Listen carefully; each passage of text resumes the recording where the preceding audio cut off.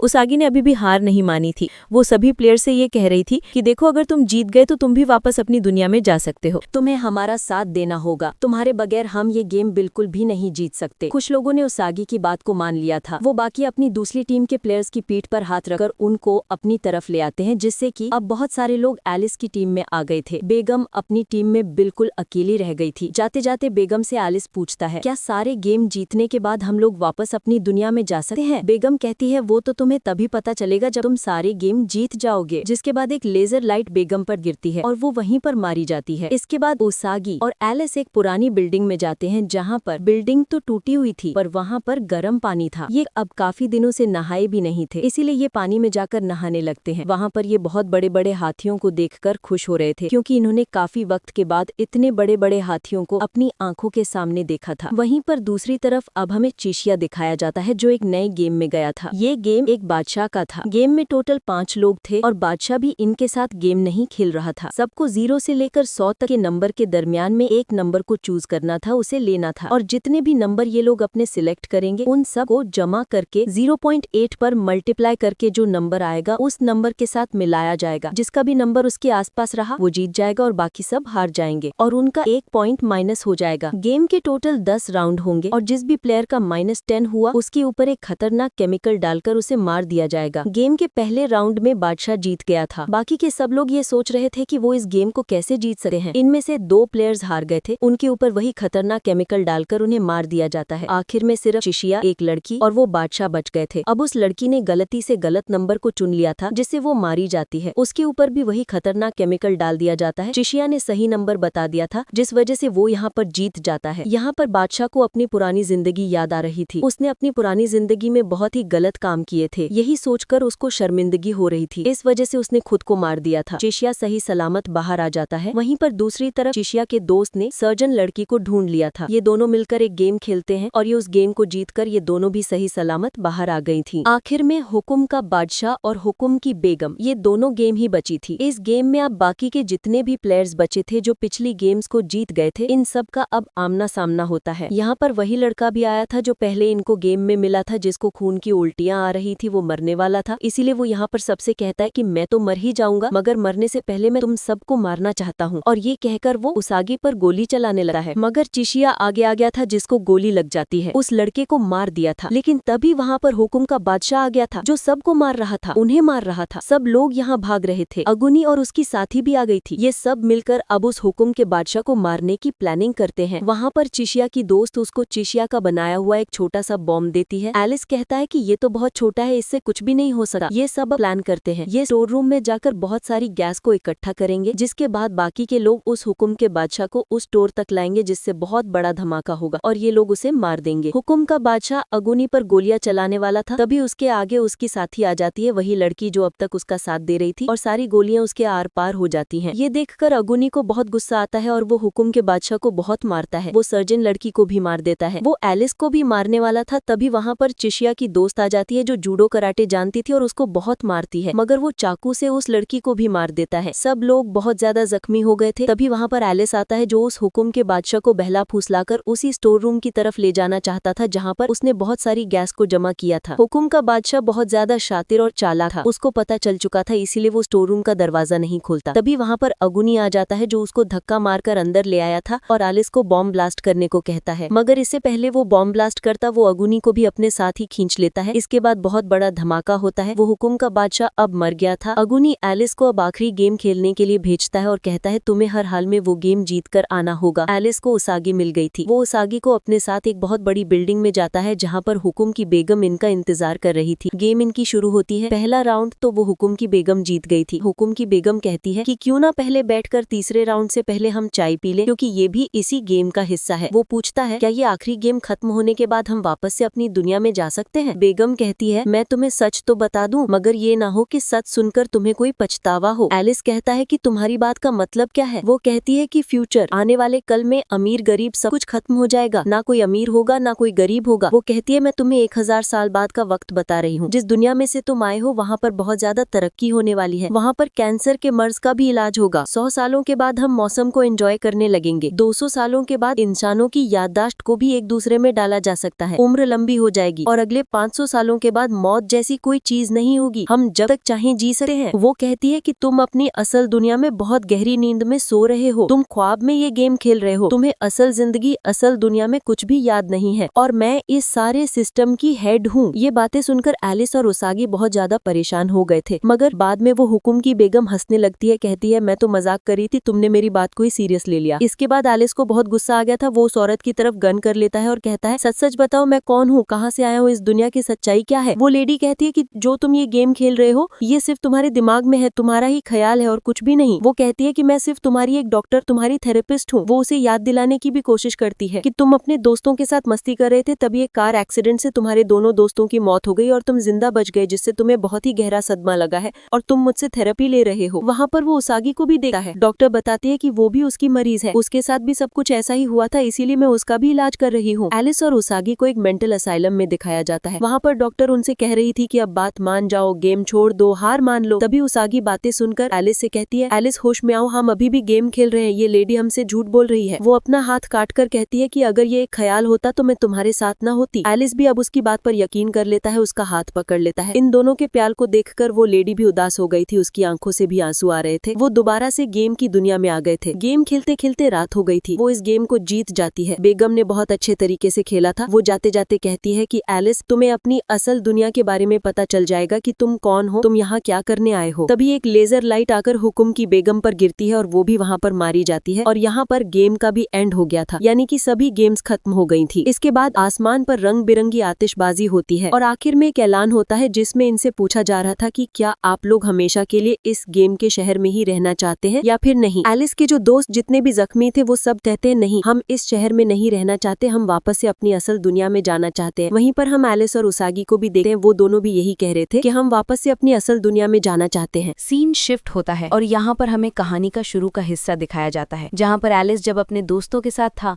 तो वहाँ पर बाकी टीम के सभी प्लेयर्स भी थे और उस वक्त वहाँ पर आसमान पर कोई आतिशबाजी नहीं हुई थी, बल्कि एक बहुत बड़ा ब्लास्ट हुआ था, एक बहुत बड़ा धमाका जिसमें सब लोग जख्मी हो गए थे। जब एलिस को होश आता है तो उसके सामने उसका भाई खड़ा था जो उसे कह रहा था कि तुम्हारे दिल की धड़कन 1 मिनट के लिए बंद हो गई थी। वहीं पर हम टीम के बाकी प्लेयर्स को भी देखते हैं जिसमें अगुनी, चिशिया और बाकी सब लोग थे और डॉक्टर की बात से हमें पता चलता है कि उनके दिल की धड़कन भी 1 मिनट के लिए धड़कना बंद हो गई थी। उसी दौरान ये सब लोग उस गेम में गए थे जो कोई और नहीं, जिंदगी और मौत के दरमियान की जगह थी। इसीलिए लोग उन गेम्स को खेल रहे थे ताकि ये वापस जिंदा हो सके। आखिरी सीन में एलिस उसागी से मिलता है और उसे कहता है कि शायद हम पहले भी कहीं पर मिल चुके हैं, मगर उसागी कहती कि मुझे ऐसा नहीं लगता और ना ही मैंने तुम्हें कभी पहले देखा है। और फिर कहती है हाँ शायद हम पहले कहीं मिल चुके हैं। ये दोनों हॉस्पिटल से बाहर आते हैं। वहीं पर हम एक मेज पर पड़ा जोकर का कार्ड देखते हैं और इस कार्ड को कोई भी नहीं जानता था और इसी के साथ एलिस इन बॉर्डरलैंड की कहानी यहीं पर खत्म हो जाती है।